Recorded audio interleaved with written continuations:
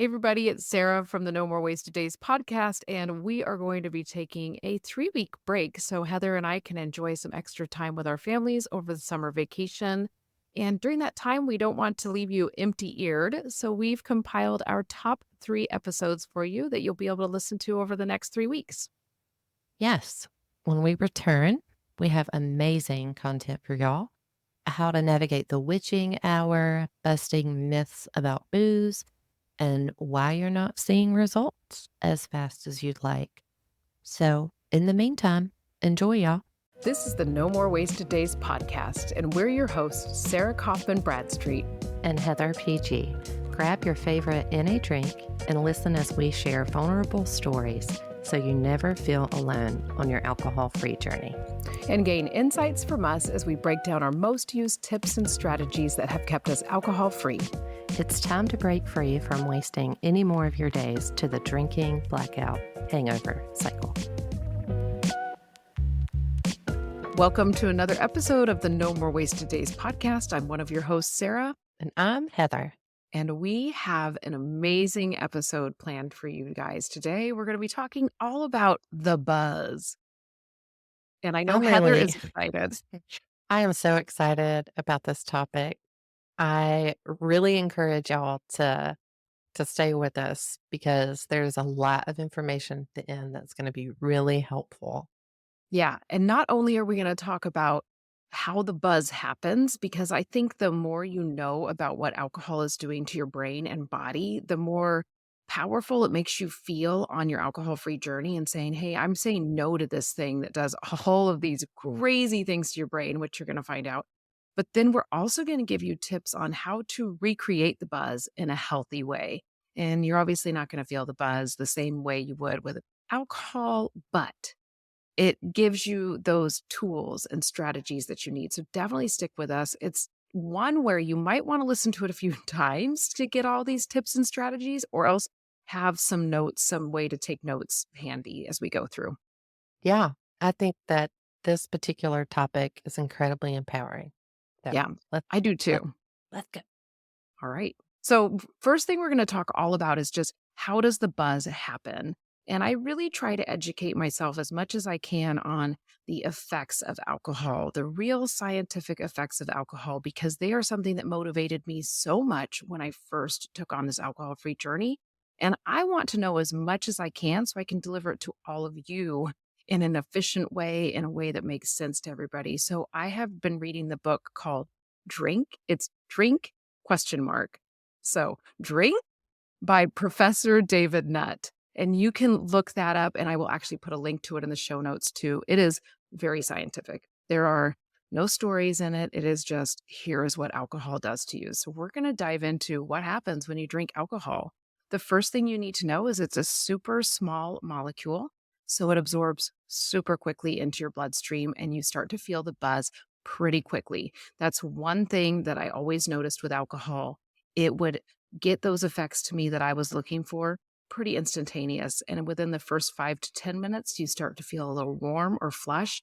And that's because you're going through a process called vasodilation, where alcohol allows the blood vessels in your skin to open. I think this is just absolutely fascinating.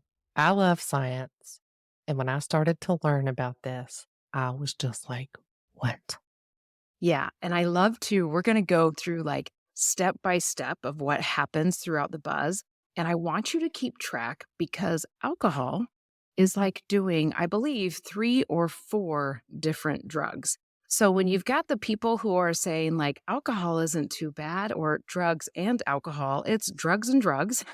And alcohol takes on the form of many drugs. So as I'm going through, you're going to hear me refer to those. And it really is to empower you and go, oh, I don't need that in my life anymore. So the next effects that start to happen, first you have those physical effects. You're having the blood vessel dilation. Would that be the right word? It was vasodilation. You have that happening. But then alcohol starts to affect a lot of different receptors in your brain and the majority of the neurons. So it's just going to go to town on your brain. And the first thing that it does is it starts turning on the calming GABA system. And this is the neurotransmitter that works to put your brain to sleep. Alcohol works similar to Valium in this way. So it's like you've already taken your first drug and you're going to start feeling that calming feeling. And that's why a lot of us drink to cure the anxious feelings. But when we turn off this neurotransmitter, it also starts to turn off other areas of our brain that control our judgment and, in extreme cases, consciousness. So, this is actually how people die from alcohol poisoning. So, it's kind of the first thing that starts to happen in your brain, but it will continue to happen. The more you drink, the more you're turning on the calming GABA system and you're just chilling out your brain, maybe a little too much. So, obviously, that's an extreme case, but it is something to be aware of. So after this, oh, go ahead, Heather. I just think like, when your brain, if you look at a lamp and the lamp is bright Mhm. and then it starts to dim. This Yeah. is what came up for me visually when I was listening to Yes. you. So you kind of start to dim yourself Yeah. with the ethanol, alcohol. Right away. Yeah, exactly. I love that you just called it ethanol too. I think that that's super empowering. That's something I learned from Annie Grace's book, This Naked Mind, and it stuck with me. Like that's something that has powered me through. So after we start turning on the calming GABA system, all of a sudden your frontal cortex starts turning off. And this is why when we set out to drink one or two drinks, we tend to drink more because our frontal cortex is the part of our brain that keeps us in control. And without it, we start to lose control. So it totally makes sense when people say, I always just wanted to have one. Yeah, me too. Me too, friend. I wanted to Yeah. have just one as well. Same. But Same. unfortunately, the way alcohol works, it turns off the part of your brain that says, hey, you should probably stop now. Instead, it's like, do whatever you want. I have no control anymore. So that's just Right. wild. Yeah. Like your prefrontal cortex is in the front of your brain, like your Hmm. actual forehead. And if you do a triangle, like on your forehead, as an example, that is the prefrontal cortex. It's our Yeah. decision making part of our Hmm. brain. So this is Yeah. like perfect example Oh, of like maybe why we make poor choices. And as I say in the Daymakers community, this is my very unclinical definition. When we quit drinking, we can think with our whole brain. exactly. And it's powerful. I feel like that's why a lot of times people are like, oh my gosh, I feel like I'm seeing life in HD after I quit drinking. You'll hear that a lot. And it's because, oh my God, your brain is working. And what a gift. So as you start to drink more, you enter a blood alcohol level that puts you over the legal limit to drive. So this is when we get to that point and your brain stops producing glutamate. And this is the neurotransmitter that turns our brain back on. So GABA is calming us down and then glutamate comes into work to turn your brain back on. And all of a sudden, glutamate's not being produced anymore. So your brain is just not working the way it's supposed to throughout the day because all day long, your brain actually does have GABA enter and then glutamate. And it should just be this really equal balance happening. But now you don't have that function. And Yeah. then next, your serotonin levels increase. And this makes us more empathetic. I loved learning this part. This is what makes you think people are more attractive than maybe you would initially see them as a sober person, because attractive Mhm. is different to every single person, right?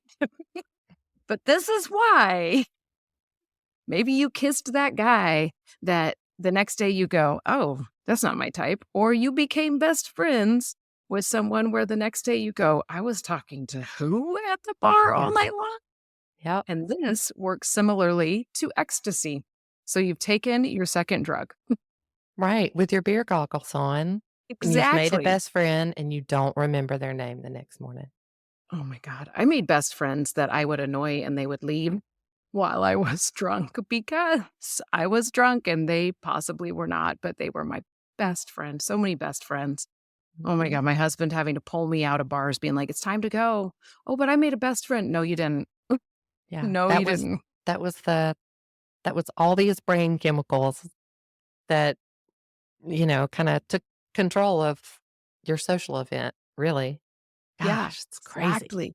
It's wild. So then next, I believe we have two more things that are going to happen in your brain. So if you're like, oh my gosh, what else? Well, there's two more things.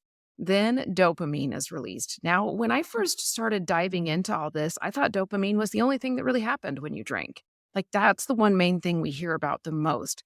but it's actually after this long list of things that's already happened. So dopamine's released, and dopamine gives us drive, motivation, and energy. And this is why some people say, when I do chores, I drink. It gives me more energy. And guess what drug this is similar to? Cocaine. Yep. So now you've taken your third drug and you're getting an energy boost. So I Mhm. know you were a person who drank to get things done. Absolutely. Yeah. I I was mean, not. give me some wine. I've cleaned the house, decorate, just start painting, get a, you know, I have heard many people say that, like, okay, I'm going to paint my living room. Well, of course, I'm going to have a beer or wine while I'm painting, right? Oh, yeah. Right? That went hand in hand. But in the here and now, like, I can't make that make sense anymore. I know. I was never a drink and get things done. Like, my motivation went way down when I drank, and it also made I'm a person who is always busy. It's a Hmm. problem. I'm working on it because I realize I do need a rest. But drinking actually made my brain not feel like it needed to tackle all the crazy things happening in my life, not feel bad about the laundry, not feel bad about this. But if you are a person that you're like, "But I clean the house, that's how I clean the house." Well, it's because it's giving you dopamine, and you can actually learn to get that from other places. Now, what dopamine did do for me when I would drink was it made me louder. It made me think that I was more enthusiastic, but what it actually did was made me more obnoxious. Hmm. And it says that this is why people may be caught why stupid fights start or arguments. Because at first I saw that, I was like, "Well, I didn't fight when I was drunk. I'm not a fighter." And I was like, "But I did argue. I bickered with my husband Hmm. over stupid things." And this is really similar to marijuana. It gave that to me too, where I would be like, "I'm just more bold. I'm more open when I'm this way." No, my dopamine levels were rising, but they were making me bicker. They were making me say stupid things. So the Hmm. dopamine release is what lays down the groundwork for addiction. And then you get hooked on the energy and the fun and you keep coming back. And I Yeah. think that's why people talk about the dopamine a lot because it is the addictive piece. Yeah, totally. I mean, just to break it down really simple, like from a chemical perspective, right? You've got the ethanol, which in the medical field, when I worked at the hospital, someone would come in, they would take their blood alcohol level. It would be, let's say, 8 times over the legal limit. And clinically, we write down or type ETOH, which is the chemical symbol for alcohol, Hmm. ethanol. So I just wanted to say that. And then you're chasing all these chemicals and you're essentially chasing a 15-minute high. Yeah, because it really is nothing tops the first 15 minutes of drinking. Hmm. It really doesn't. And I know I was always chasing the maintenance of that. If I could just learn how to maintain that, then it would be perfect. But I couldn't, Right. obviously. Turns out I wasn't so good at that. So the very last thing that happens is endorphins. And these are your brain's natural opioids. We've done one more drug. They make you stop feeling pain and are associated with a runner's high. And that's something that made a lot of sense to me at the time where I quit drinking. My back was giving me a lot of pain. I wouldn't feel it as much when I was drunk. It helped me feel like, oh, my back doesn't hurt. I feel like I can conquer the world. I feel like I can do anything. All of those things because you're getting those endorphins. And I will say that the two things that I chase from my drinking days still are endorphins and dopamine. But Yeah. it's taken me a while to go, what do I chase from my drinking? Like, what's the thing that drove me to drink? And it was really those 2. Yeah. Yeah, and your body and I just wanna say, I'm just a social worker, life coach, podcaster, mama, but your body is like a pharmacy, and when you take the booze out that creates all these chemicals, over time, when you're thinking with your whole brain, it kinda settles, and your Mhm. body truly is a pharmacy, and these natural opioids and dopamines and serotonins can, like, all come together and do what they're supposed to do.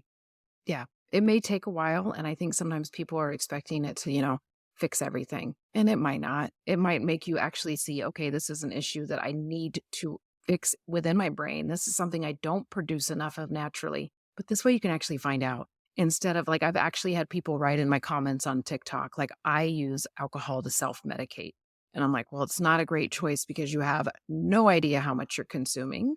And there's so many different variables in place because in this book, he then goes on to talk about like, well, what if you've eaten before you drink? What if you haven't eaten before you drink? So if you are listening to this and you're like, I want more of this information, go check out the book so you can just start picking it up and reading it when you want a little more information. That's how I use it. I have not read it all the way from start to finish. I have used it as a resource, and I think it's a valuable resource to have. Absolutely. Knowledge is power, y'all.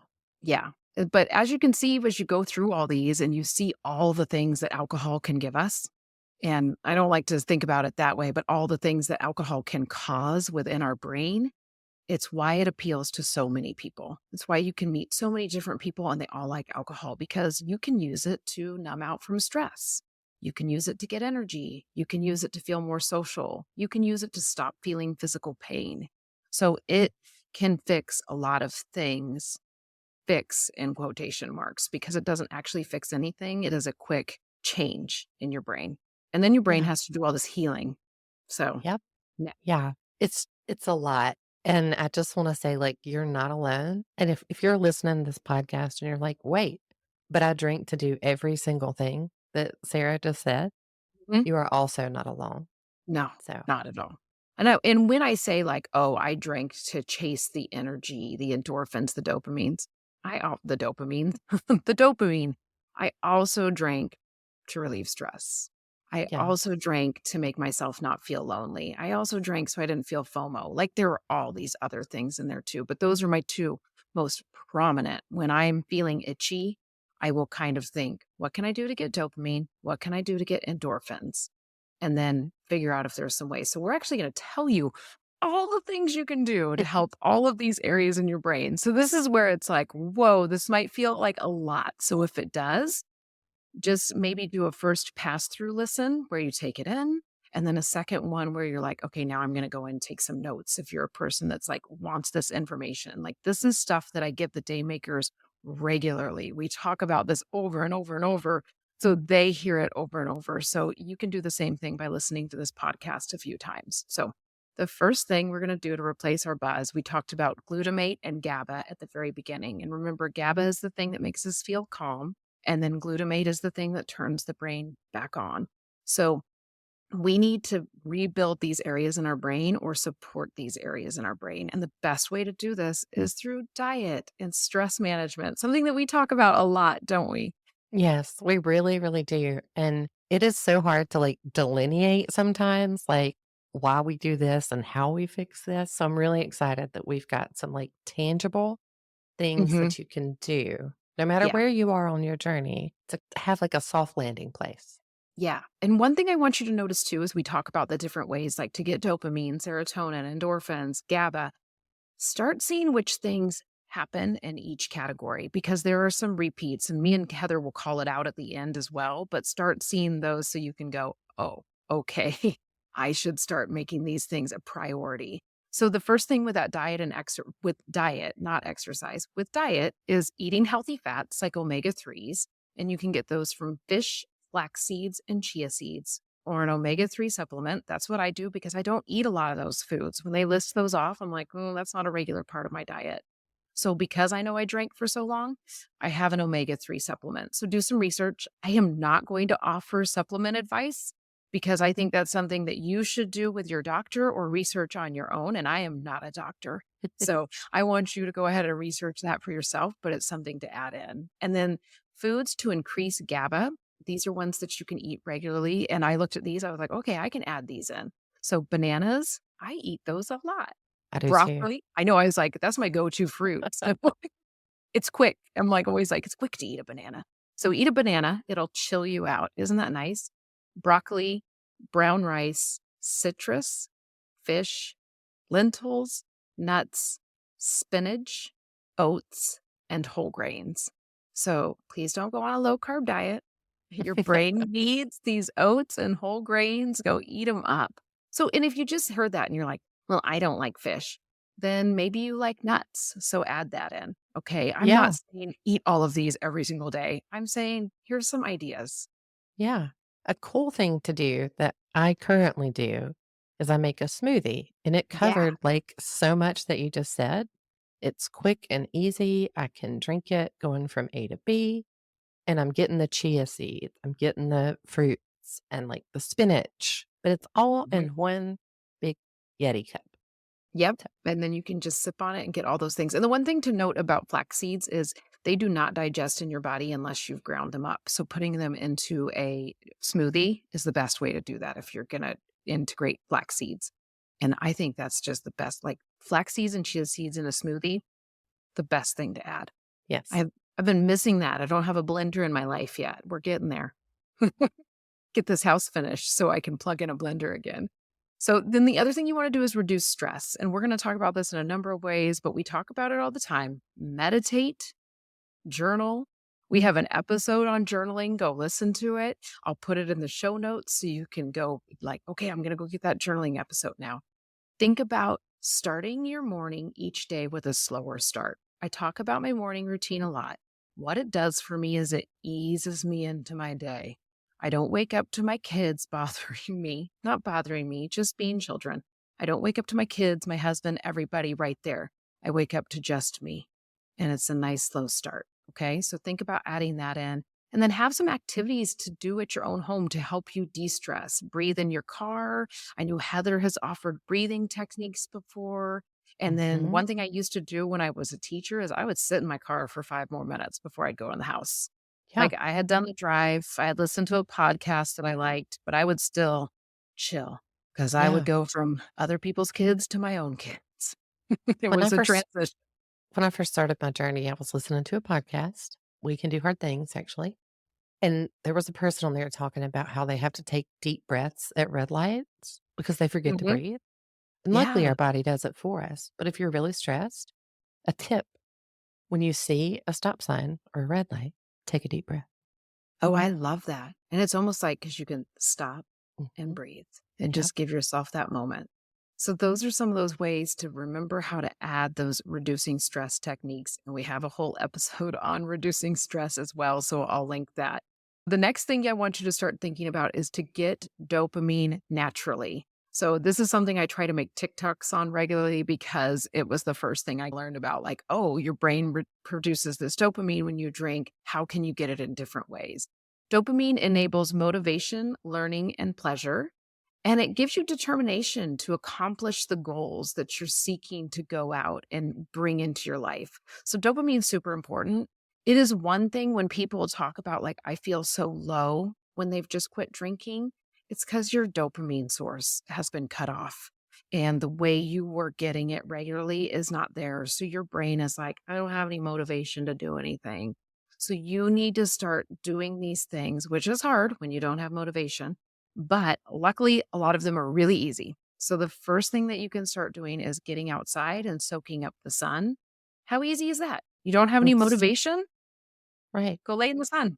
Just step outside. That's what I do. I'll go check the mailbox. Even if it's not sunny, Mhm. just going outside, walking to my mailbox and back.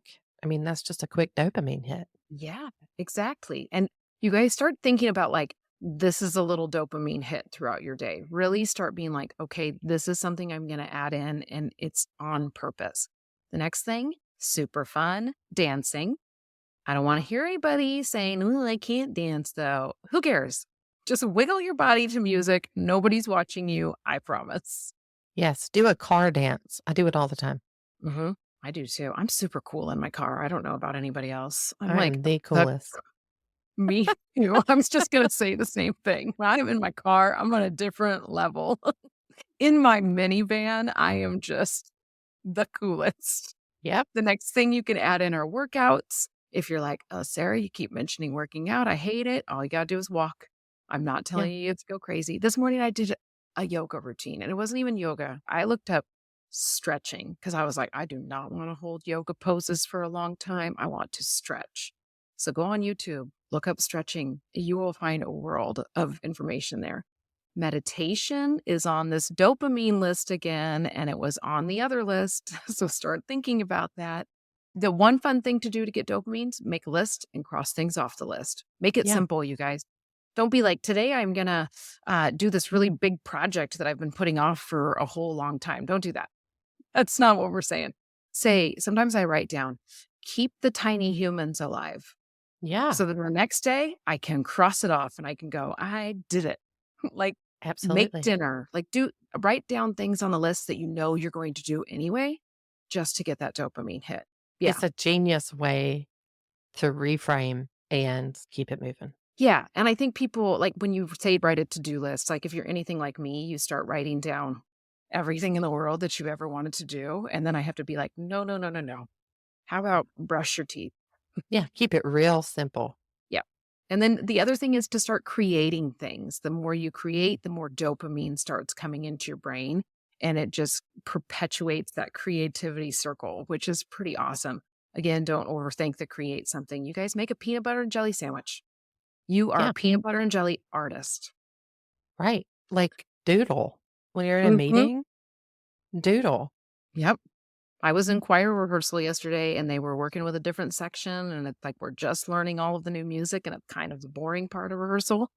I was sitting there just doodling flowers on my music, like just creating little drawings that I know my people kept looking over my shoulder and looking at them, but gave me something to do, made me feel Right? more invested in the rehearsal, honestly.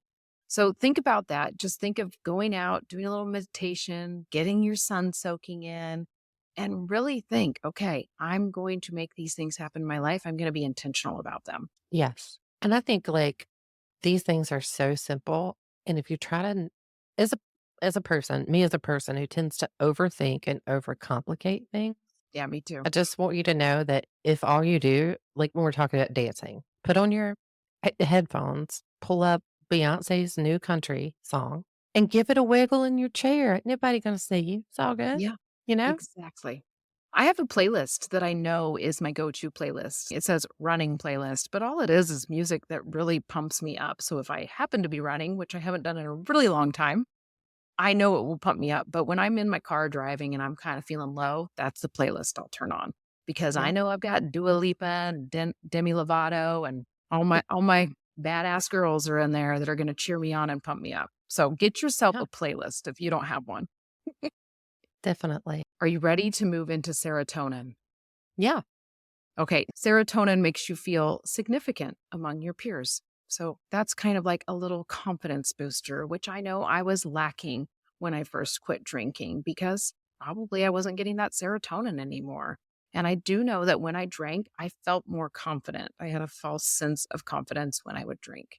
So if you're low on it, you might be feeling overly sensitive. You might have mood swings. You might feel hopeless, have social phobia. I know I kind of had that in my first month or so of being alcohol free, and I cracked it up to like, well, I don't want to socialize. Everything I did revolved around alcohol, but it may also be because your serotonin's low. So let's dive into how we can actually get it. One way is to socialize and connect with friends. That might feel really hard when you're having this social phobia feeling, right? So text a friend. I say it all the time. yeah, Texting is like God's gift to introverts. yeah. Because if you're sitting here listening, like I do one-on-one sessions with folks, and I hear a lot of like, I thought I was an extrovert. And Hmm. I'm an amnivore. I don't know if I'm ever saying that right. The middle, right? Yeah. Where like you're an extrovert because you've got all these chemicals going through your brain produced by alcohol. Now you don't have them anymore. And you're like awkward at socializing. And that's why. Like Yeah. it's And it's okay. okay. I You love can that we both said text. it at the same time. I know you can text a friend and kind of hide behind the phone and just kind of like ease out. Just Mhm. take good care of yourself. Take it easy. But this Yeah, is fascinating because so many people are like, "But I thought I was an extrovert." yeah. I've always known I was an introvert, and alcohol gave me the edge up, and I was kinda like, "What am I gonna do without it? I will never socialize again." I started to crave it again, and I started to find it in my ways, and it comes back. So don't worry, you will get there, and I feel too like now I really get to own my introverted self, and it's nice. So the next thing you can do for serotonin, cold showers. I'm not doing that, but some people do. Some people do the cold I bath. have started ending my shower in ice cold water. Oh, man. I am I proud of you. I've done it twice, and I feel like I need some kind of medal. So, I I highly think you do recommend too. it, but but it it's a little difficult. Just heads up. Yeah, I hate being cold, hate it, and I'm cold a lot. Like, I feel like it's my natural body temperature is cold. So I'm like, "No, no way." But don't worry, you can also soak up sunlight for serotonin. So that's an overlap from dopamine. Another thing you can do is treat yourself to a massage. So get a little physical touch, get a little massage in the muscles, and the serotonin will start coming in. And you can even tell your spouse, like, I have to do this. My serotonin levels are low. And they might Yeah. not know what you're talking about. So they'll just go, okay, whatever. And then this one we've seen on other lists, exercise. Oh my gosh, here it comes again. I'm sorry to tell you, I'm it seeing does a a lot for pattern. you, right? Okay, do you feel good about serotonin? Are you ready to go to Yeah. endorphins? Okay. So endorphins. This one was big for me when I started figuring this out. We had a member of the Daymakers community, and they would talk about like this feeling of FOMO all this time. Like, I just want to go out and I want to do crazy things like I used to do when I'd go party. And now I just can't figure out how to do that. And I finally figured out, I was like, you need an endorphin rush. Like, we've got to figure out how to get the endorphins for you. So endorphins will release a brief euphoria to mask physical pain. And it's our body's response to pain and stress that alleviate anxiety and depression. So there's a lot of things happening there. But it's when Yeah. people talk about a runner's high, running is not comfortable for like the first mile. It's just like, ugh. Then all of a sudden your body releases endorphins. And then that's when you're like, oh my God, I'm flying. I'm the fastest runner in the world. I feel amazing. That's how it happens. So, how can you get it naturally? Because if you've ever had a runner's high, it's the best. Have you had one? I have not. So I am really excited about how to get it without me having to run a mile. Right? Exactly. Because running a mile is not for everybody. My kids are in middle school and they have to run the mile, and I'm always like, "Oh, I hated doing that." So, don't worry, I wasn't always like I am now. So, the first thing, this is my favorite, laughing. I love to laugh. I'm like, Me too. "Is that Buddy the elf?" Oh, smiling. Smiling is my favorite. Laughing is my favorite. Yeah, I did this yesterday. I had a really busy day and I put on a funny podcast. And it was the type of podcast that you could listen to without like getting super hyper focused, which is Mhm. great for me because I was driving. And I just giggled every once in a while. And it really did help because it was raining. Like it was all the recipe for a nasty day. So I highly Yeah. recommend trying to Fun. find something that makes you laugh. Funny podcast, a movie, Mhm. tell dad jokes or whatever. Like, Reels. yeah, like cute chicken videos, 10 Oh out of my 10 gosh. recommend. Yes, cute chicken videos. That's how I communicate with my children sometimes, texting them duck and chicken videos. I'm like, we're keeping the communication alive here. You guys, funny podcasts, if you're looking for some, I love Smartless, Conan O'Brien Needs a Friend, The Handsome Pod, my all-time favorite. Like, That's what I I was listening to I yesterday. cannot get enough of those 3. Yeah, And without I can be in the worst mood and I can listen to the Handsome podcast and I'm better. Like, it's yeah, good. So it go really listen is. to those 3, check them out. I'll try to remember to put those in the show notes. But and then the cool thing about the podcast algorithm is once you start listening to some, it starts to say, because you listen to Handsome, you might like this. Because you listen to Smartless, you might like this. So if you need Yeah, a good laugh, you can go the opposite of laughing for endorphins and you can cry. So, it's a I whole did nother this way yesterday of too. right? I think I Mhm, cried yesterday too, I yeah, did. I was gonna do what I'm gonna tell you right now, have a song that always makes you cry. It's a go-to. Like, mine is Sarah Bareilles' Gravity. It gets me every yes, time. yesterday mine was I Believe in You by the Indigo Girls. Very Oh, lesbian cry moment in it's my van. you need it. Yeah, Yeah. I'm like, I gotta have I had one yesterday that got me that I haven't listened to in a long time. It was like a college song, and it was all about starting over, and it just really "Ooh, and we're selling our house, yada, yada, yada."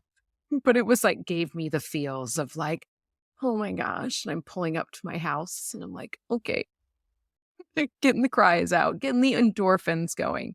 Another yeah, thing you can do is create music or art. We talked about creating too for dopamine. So get in there, start figuring. Heather talks a lot about diamond dot painting. I swear by it. There you go. You can get to that. You do not have to be the best musician in the room or the best artist. Just create something. And then the next ones are kind of fun because they're right up my alley. Eating dark chocolate will give you endorphins. Yes, I knew it was good for something. And eating spicy food. I love spicy food. I used to I hate do it too. growing up. Oh, good. I love it, and the cool thing about the dark chocolate, if you get the Dove, it'll tell you something cool in the wrapper. So you've Yes, it got does. dark chocolate and, like, a little quote that says, "Plan the trip." So Mhm. it's a double win in my I opinion. love that. That's the best advice I think we've given. Write it down. Get your bag of Dove chocolate.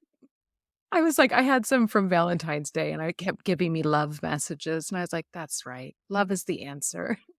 All right. The next one is it's been on every single one exercise. So there you go. Look, it's out there. You guys know you got to do it. Massage is on this list too for endorphins, and then meditate.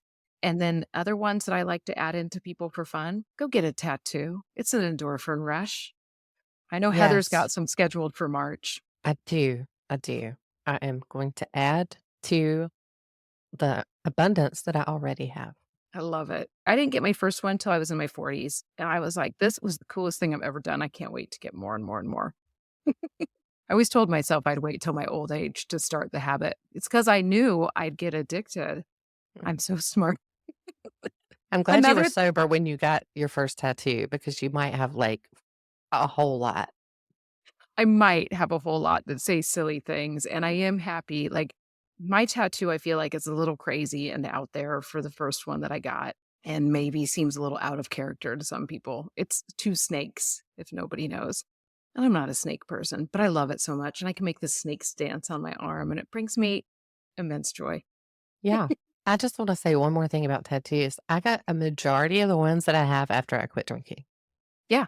Well, guess what? Because you have more money. Exactly. So that was my thing too. I felt guilty. I was like, I can't go get a tattoo. I don't have money for a tattoo. I have my kids that I need to worry about it. And I was like, wait a second. I haven't drank for 3 years is when I got my first tattoo. When it was my 3-year sober gift to myself. Because Heather told me I should do it. Whoops. And now I just keep dreaming about the sleeve. I'm like, oh my gosh, I can't wait. So anyway, sorry, we went on a tangent, but I always throw that one out there for people because I just think it's so funny and it's always and also I've seen skydiving listed to get endorphins. I'm like, do it if you want to, but I'm not telling you you have to because I am not. But maybe watch people skydive. All right. So that's it. Those are the ways you can recreate all those chemicals in our brain that we need that alcohol gives us in quotation marks, but we can give it to ourselves in a healthier way. So I really hope that this information made you be like, yes, yes, yes, because that's how I feel when I learn all this stuff. Is that how you feel? Yeah, it's so empowering. I think just knowing this stuff and, you know, I was 40 or 39 years old, and I'm think I'm pretty smart, but I honestly just did not know. A big part of it is I didn't wanna know. Yes. I knew it when I was at Mhm. work. This is what I've done my whole life, but I Right? didn't want to know it. Yep. And there are a number of reasons I don't drink, but this one motivates me a lot when I Yep, think about the damage that it does to your brain. When you think same. about you drink one thing and it's equal to Valium, cocaine, ecstasy, and then opioids. Like Yeah, when you look at that and you go, oh my God.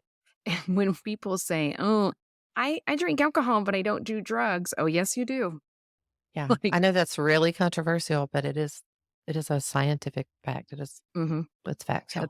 Heather got so worked up about that that she had to hit her desk. I had a visceral reaction to that. So the one thing I also want to make you think about is what were the repeats in those areas so you can get more bangs for your buck when you're working on getting all these chemicals into your brain. Meditation was on most of them, and so was exercise. So seriously take a look at that. Think, do I do this in my life? How can I incorporate it in? But really take this seriously. Like your number one priority in life is taking care of you. And this is not about working out or eating healthy or quitting drinking so you lose weight and look good. It is about taking care of your mental and your physical health. And it is so important. So, really think about this and start incorporating some of these things into your daily routines and habits.